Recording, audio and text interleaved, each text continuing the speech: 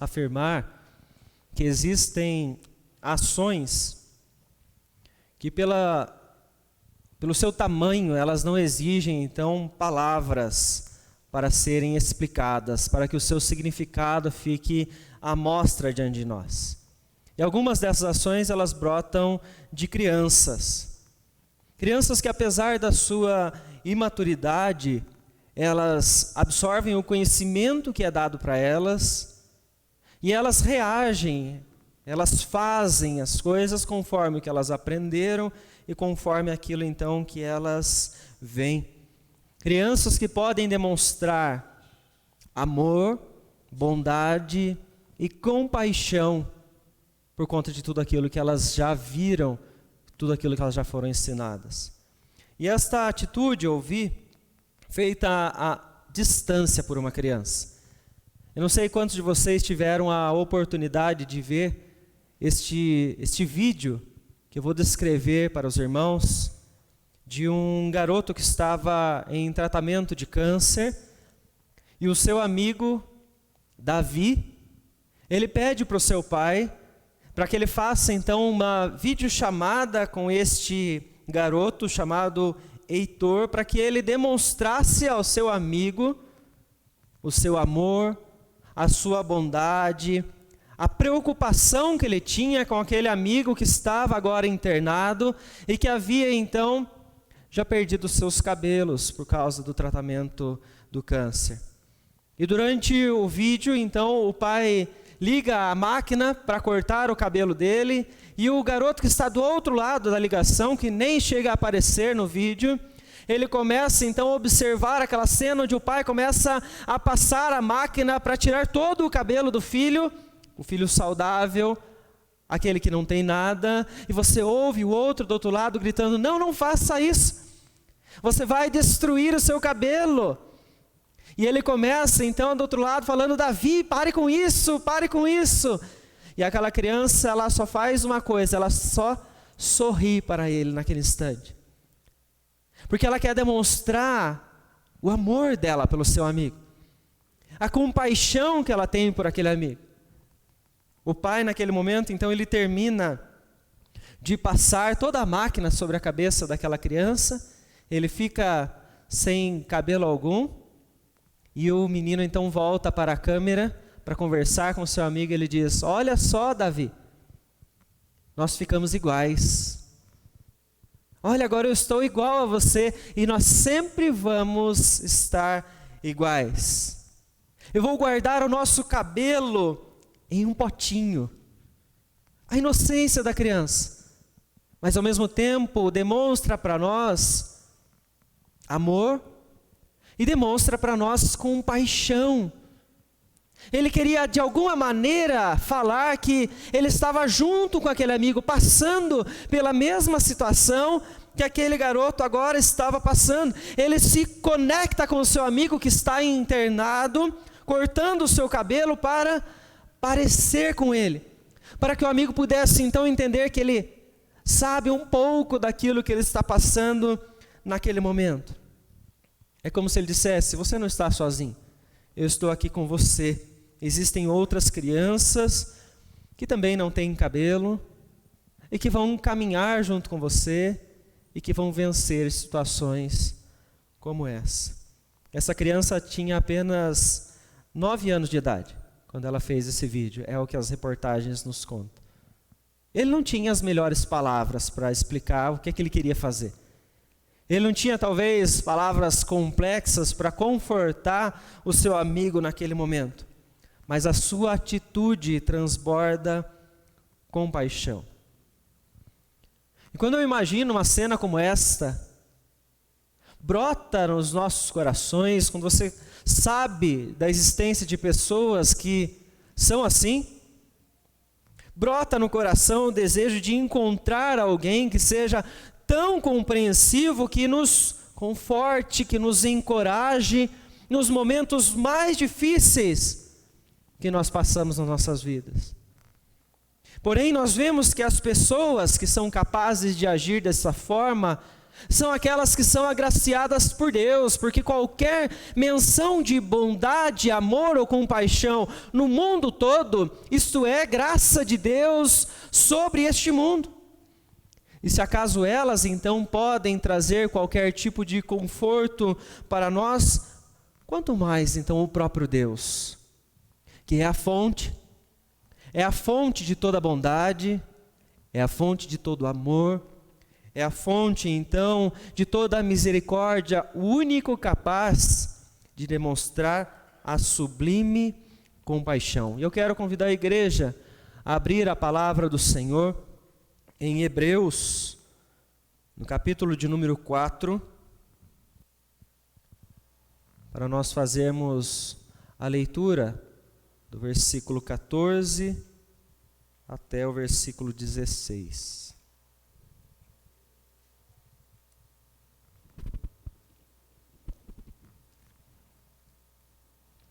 Hebreus capítulo 4, versículo 14 até o versículo 16. Diz o seguinte, a palavra do Senhor. Tendo, pois, a Jesus, o Filho de Deus, como grande sumo sacerdote que penetrou os céus, conservemos firmes a nossa confissão. Porque não temos sumo sacerdote que não possa compadecer-se das nossas fraquezas. Antes foi ele tentado em todas as coisas, a nossa semelhança, mas sem pecado. Acheguemo-nos, portanto, confiadamente junto ao trono da graça, a fim de recebermos misericórdia e de acharmos graça para socorro em ocasião oportuna. Vamos orar? Querido Deus, em nome de Jesus, nós queremos agradecer por termos a Tua palavra em nossas mãos nesta noite, para podermos assim ouvir, ó Deus, a Tua voz falando aos nossos corações.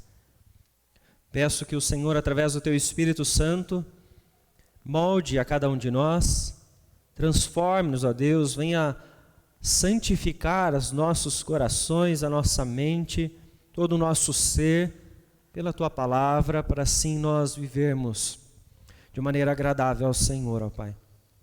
Ó Deus, em nome de Jesus, eu peço que o Senhor venha nos encher, ó Deus, com Teu Espírito Santo. Para nós, ó Deus, podermos viver para Ti com esta chama acesa e viva dentro de nós, ó Pai. É no nome de Jesus que nós oramos, ó Pai, e desde já nós agradecemos ao Senhor. Amém, Senhor Deus. Irmãos, nós mencionamos então que homens podem demonstrar bondade, podem demonstrar compaixão, porém Deus é a fonte de toda a bondade, de todo amor e de toda a compaixão. Por isso o autor aos Hebreus, ao longo de toda a carta, ele exorta o povo exatamente quanto a isto, a fonte onde eles deveriam buscar o alimento. A fonte onde eles deveriam buscar para se fortalecer, a fonte de onde eles retirariam todo o conhecimento para a vida diária. Os hebreus, ao se afastarem desta fonte, que é o próprio Deus, nós vemos então eles serem chamados no capítulo de número 5 de crianças na fé, pela imaturidade na qual eles estavam vivendo. Estavam longe da fonte, estavam longe de Deus, e então o autor diz, vocês precisam voltar aos princípios, precisam voltar aos ensinos básicos sobre Deus novamente. Por isso então nós, na jornada de oração, reforçamos a importância que quando nós oramos, nós estamos diante do nosso próprio Criador. Porque Ele é a fonte. Ele é a fonte de todo o conhecimento e de toda a nossa compaixão. Mas onde nós estamos indo todos os dias para nos alimentar? De onde nós estamos tirando a força? De onde nós estamos tirando a certeza para nós então suportarmos todas as batalhas que nós estamos vivendo?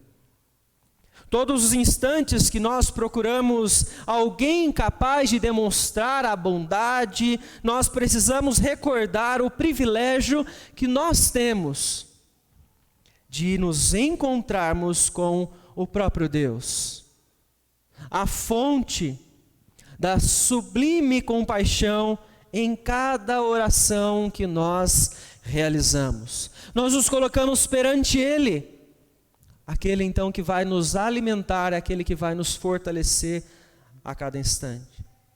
E quando nós olhamos para nós, vemos que um dos grandes desafios que nós todos enfrentamos é a nossa instabilidade, da mesma forma como os hebreus passaram em alguns momentos da sua jornada. A instabilidade então da nossa fé.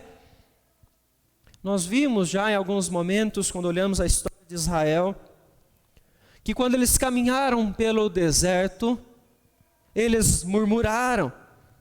Eles murmuraram por aquilo que Deus estava permitindo acontecer nas suas vidas. E ao então iniciar o versículo de número 14 deste texto, que nós então acabamos de fazer a leitura, nós podemos encontrar um complemento para aquilo que o autor já estava falando desde o capítulo de número 3. Que é exatamente sobre essa transição deste povo por meio do deserto.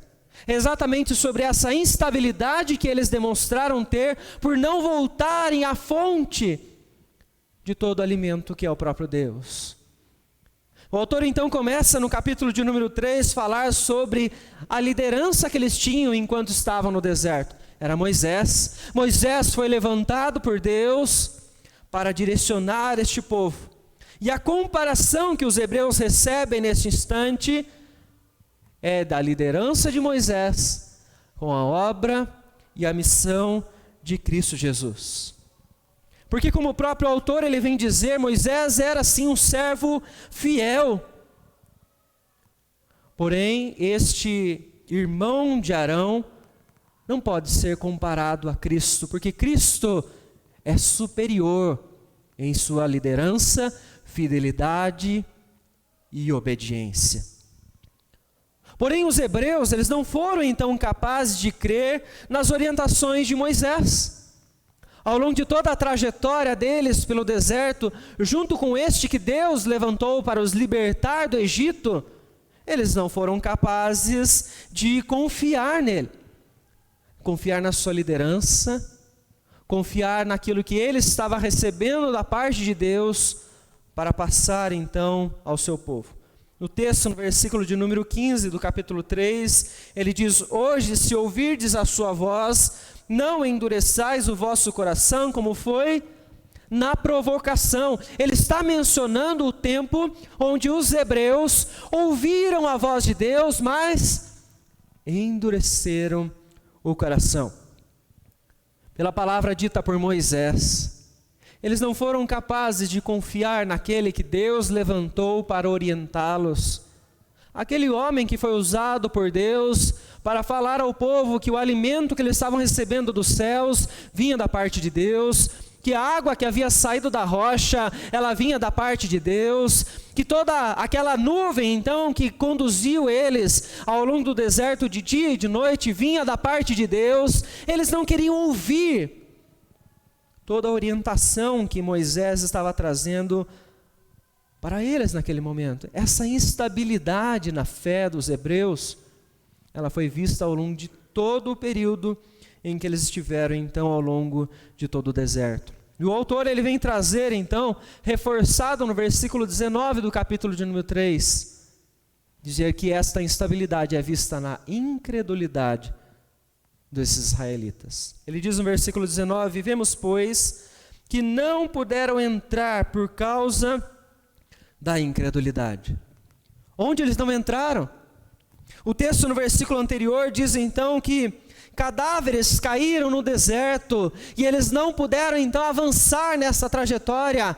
Alguns israelitas, pela sua incredulidade, morreram no deserto e não puderam entrar na terra prometida por Deus. No local de descanso, simplesmente pelo fato de não crer na palavra de Deus por meio de Moisés.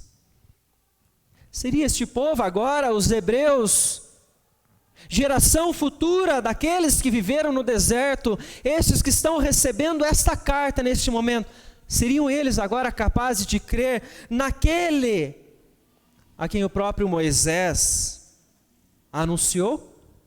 Porque em Deuteronômio capítulo 18, versículo 15, Moisés diz ao povo: o Senhor teu Deus te suscitará um profeta do meio de ti, de teus irmãos, semelhante a mim, a ele ouvirás.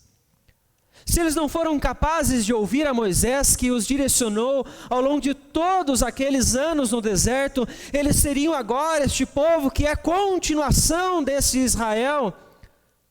Será que eles vão ser capazes agora de obedecer às palavras de Cristo? Será que este povo do Senhor será capaz então de viver para Cristo e entrar neste descanso que Deus prometeu a eles? O autor os exorta dizendo: tende cuidado, versículo de número 12 do capítulo 3, tende cuidado, irmãos, jamais aconteça haver em qualquer de vós perverso coração de incredulidade que vos afaste do Deus vivo. Enquanto a fonte, onde eles se alimentavam, onde eles encontravam suporte, não foi o próprio Deus, nós vemos que a instabilidade estava presente na vida dessas pessoas. A incredulidade, porque eles não voltavam para o Senhor que os chamou. O Deus que os tirou da escravidão nos tempos passados. Mas eles voltavam para qualquer outra fonte para então se sustentar.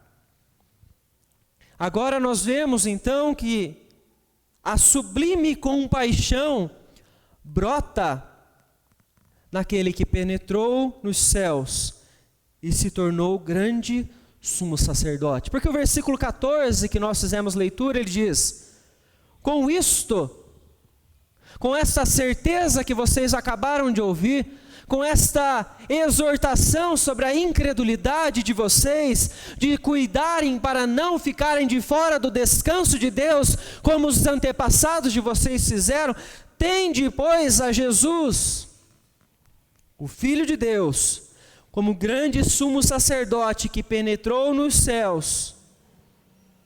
Conservemos firmes a nossa confissão. Cristo Jesus, ele se tornou, portanto, o grande sumo sacerdote por nós. A intercessão de Cristo pelos eleitos, a intercessão de Cristo pela igreja, ela é superior àquela que era apresentada ainda no Antigo Testamento pelos demais sacerdotes, pois essa era a função destes homens: apresentar o povo, o clamor do povo diante de Deus. Eles vinham ao sacerdote e apenas o sacerdote se colocava perante o Senhor. Jesus Cristo, então, ele faz agora este papel. Ele se tornou o grande sumo sacerdote porque ele está acima daqueles. Porque o capítulo de número 5, que continua falando sobre este ofício, ele vem falar sobre os sacerdotes do Antigo Testamento. Homens que eram capazes, no versículo de número 2, de condoer-se dos ignorantes, dos que erram, ou seja, dos pecadores, porque eles também estavam rodeados de suas fraquezas.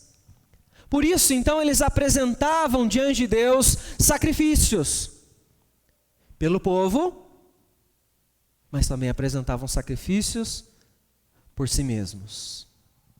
Porque eles eram fracos, porque eles eram falhos. Mas eles recebiam do povo e conduziam até Deus para que Deus perdoasse o povo de todos os seus erros e de todas as suas fraquezas. Jesus é superior. Jesus é o grande sumo sacerdote, porque ele pôde então apresentar a sua própria vida como sacrifício ao Pai, quando ele penetrou nos céus, quando ele ascendeu aos céus após a sua morte e ressurreição, porque ele conquistou esse direito. Ele conquistou o direito então sobre a vida dos eleitos, quando ele paga o preço no lugar deles pela sua morte na cruz. Por isso eu posso dizer que Jesus, ele se compadece de nós, porque ele não permaneceu vivo, ele morreu naquela cruz, mas após 3 dias, ele demonstrou vitória sobre a morte e ressuscitou, prometendo àqueles que depositam fé nele a mesma ressurreição, a mesma vitória para toda a eternidade. Cristo Jesus, fazendo isso, se tornou o grande sumo sacerdote e hoje intercede por nós diante do Pai. A intercessão de Cristo por aqueles então que se chegam ao Pai em oração, ela está baseada no seu próprio feito, na sua própria obra redentora na cruz.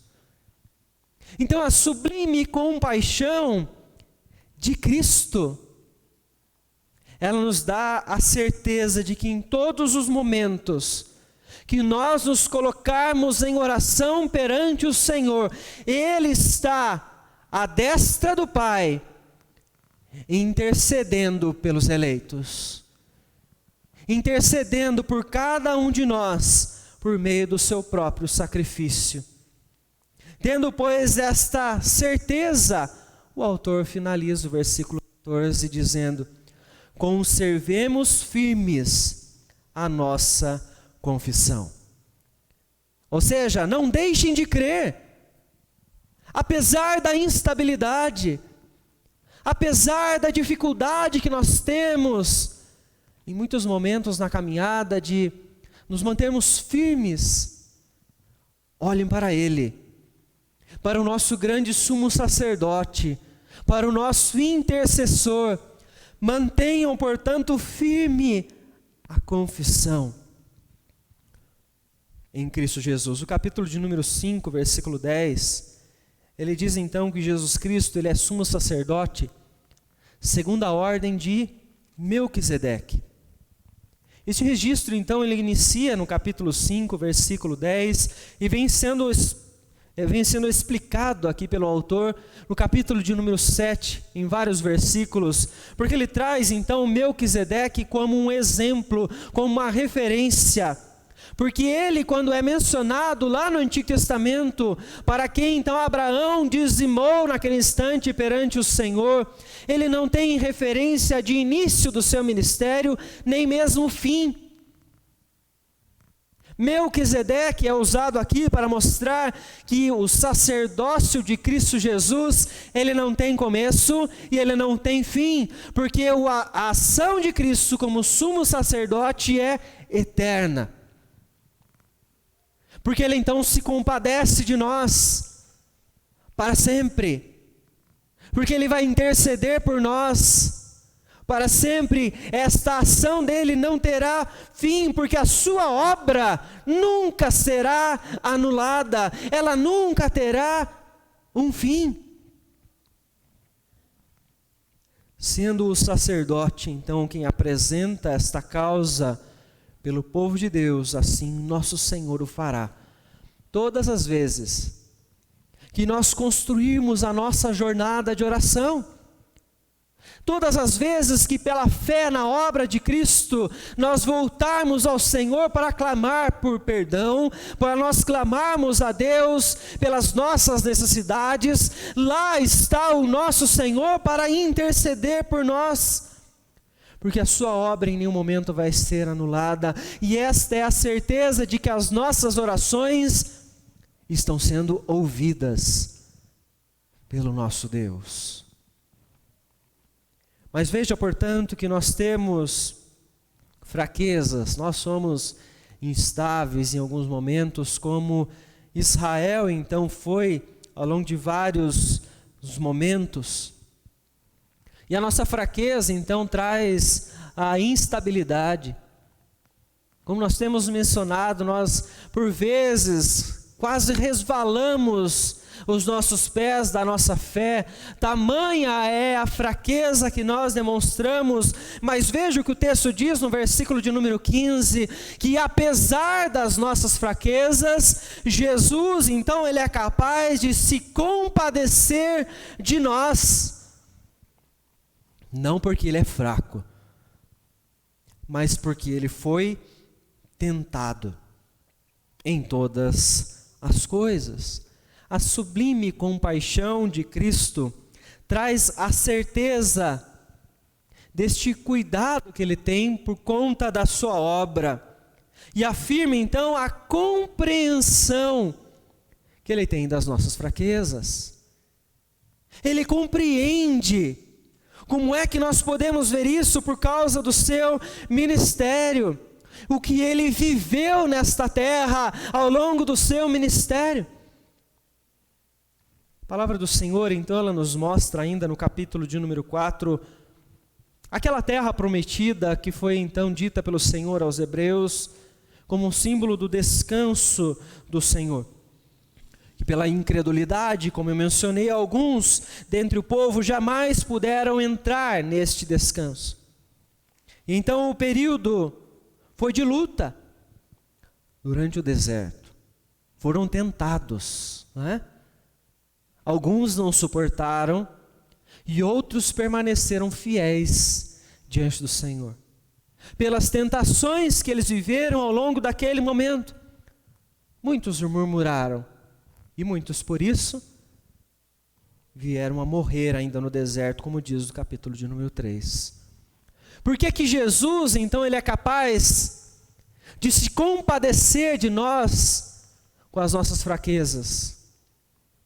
Porque Jesus esvaziou-se, assumindo forma de servo, tornando-se em semelhança de homens, e reconhecido em figura humana a si mesmo se humilhou, tornando-se obediente até a morte e morte de cruz.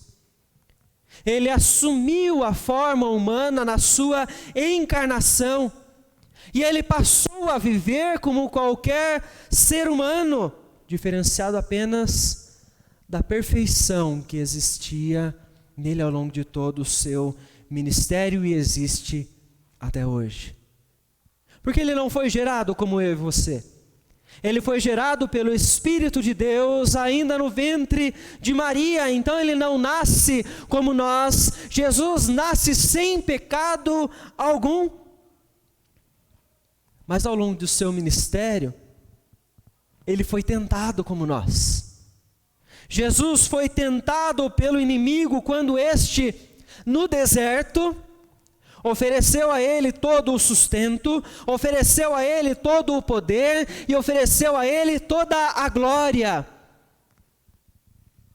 E Ele, em seu ministério terreno, como humano, sendo tentado da mesma forma, naquele instante, com toda a sabedoria da palavra de Deus que havia sido ensinada a Ele pelos seus pais, palavra esta que está registrada para nós no Antigo Testamento. Jesus, Ele é capaz de resistir. Ele resiste àquela tentação. E por conta disso, Mateus capítulo de número 4 mostra que o diabo o deixa e os anjos passam a servir a Ele naquele instante. Jesus foi tentado. Jesus é homem. E Jesus é Deus. A sua humanidade foi tentada. Ao longo de todo o ministério, se recorde comigo um dos momentos onde Ele estava caminhando para a crucificação, o que é que fizeram com Ele? Escarneceram dele, cuspiram nele. Ele foi tentado naquele instante para que Ele pudesse então abandonar a sua missão em todos aqueles momentos. Ele foi tentado para que não obedecesse. Ele foi tentado e viu a limitação do ser humano quando ele passou fome. Jesus teve fome. Nos evangelhos nós vemos um instante onde os discípulos dizem: Senhor, nós vamos ali buscar comida para ti. E ele então diz: o alimento que eu tenho é então servir ao Pai. Porque ele estava caminhando por um longo tempo sem comer. Jesus teve sede, ao passo em que ele parou no poço, junto da mulher samaritana, e ele pede para que ela então dê água para ele naquele momento também. Jesus teve fome, a sua humanidade precisou se alimentar, precisou beber água. Jesus chorou, ele se entristeceu quando ele viu o que a morte causou então naquela família que era tão próxima a ele. A morte de Lázaro trouxe tristeza, o abatimento ao seu espírito naquele instante. Ele passou fome, passou sede, ele chorou, ele se entristeceu, ele se cansou, ele foi tentado em vários momentos, ele viveu as limitações dos seres humanos, porém na diferença da sua perfeição, ele não pecou em momento algum. Ele se compadece de nós, porque ele compreende o que nós passamos. Ele compreende as suas lutas. Ele compreende as limitações do corpo humano, da fraqueza da humanidade que nós temos, porque ele se fez homem, 100% homem, desde o seu nascimento, para poder pagar o preço que só um homem, só um ser humano poderia pagar, e ele assim o fez, para nos salvar.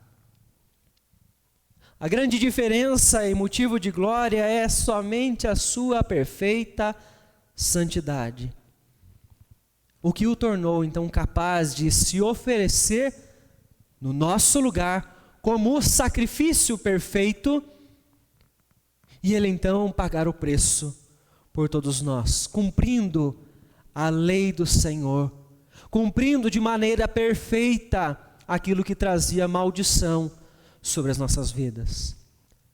Aquele que é perfeito tornou-se maldito em nosso lugar, quando foi pendurado então no madeiro.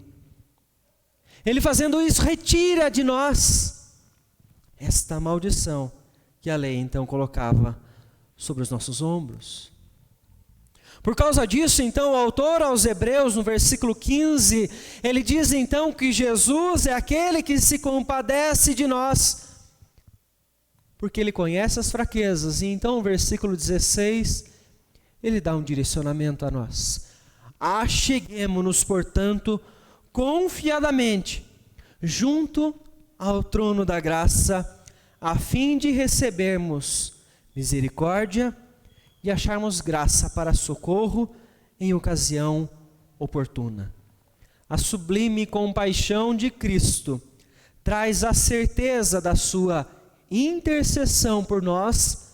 Quando oramos, estamos diante do nosso Pai, do nosso Criador, e a afirmação de que Ele compreende as nossas fraquezas, que Ele compreende, Ele entende quando nós falamos que estamos tristes, quando nós falamos diante do nosso Deus que nós estamos sofrendo dores, Ele entende o que você passa. O próprio Deus é capaz então de se relacionar com você em intimidade, porque Ele passou por tudo isso que nós estamos passando no nosso dia a dia. E assim a jornada de oração, ela é possível. Orar é possível, por causa dessa sublime graça, porque é nele que nós recebemos a misericórdia e recebemos o socorro quando nós precisamos. É por meio dessa sublime compaixão de Cristo e em Cristo que nós podemos desfrutar do privilégio de orar diante do nosso Senhor.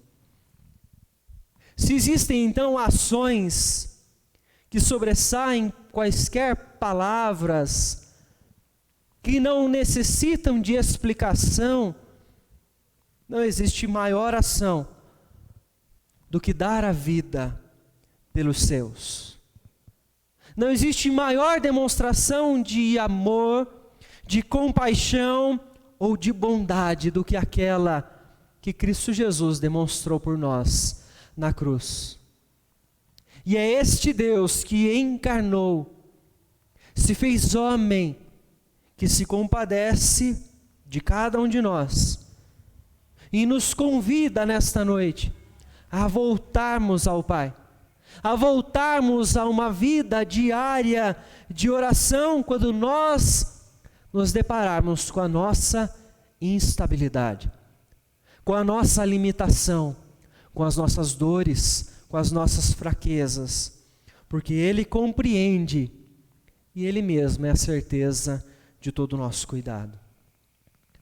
Portanto, irmãos, lembrem-se todos os dias de aproveitar este privilégio, que não são todos que têm.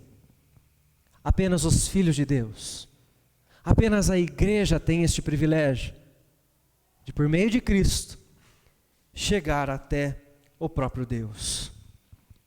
Então, ore cada vez mais. Desenvolva essa jornada de oração, este encontro pessoal com Deus, num lugar secreto. Fale com Ele, porque Ele entende as suas fraquezas, porque Ele entende o que você está clamando, e Ele vai interceder por você, todas as vezes que você então orar, em nome de Jesus, pela obra de Jesus, por aquilo que Ele fez por você. Derrame-se, portanto, em oração aos pés deste Deus, com a sua sublime compaixão, que ama os seus e que cuida de cada um de nós. Quero convidar os irmãos do Ministério de Louvor que venham à frente neste momento para nos conduzir neste último louvor ao nosso Deus. Eu convido a você que está aqui conosco para se colocar em pé, para nós cantarmos juntos sobre o significado precioso que tem para nós da rude cruz, onde o nosso Senhor Jesus Cristo foi pendurado, onde Ele demonstrou tamanho amor.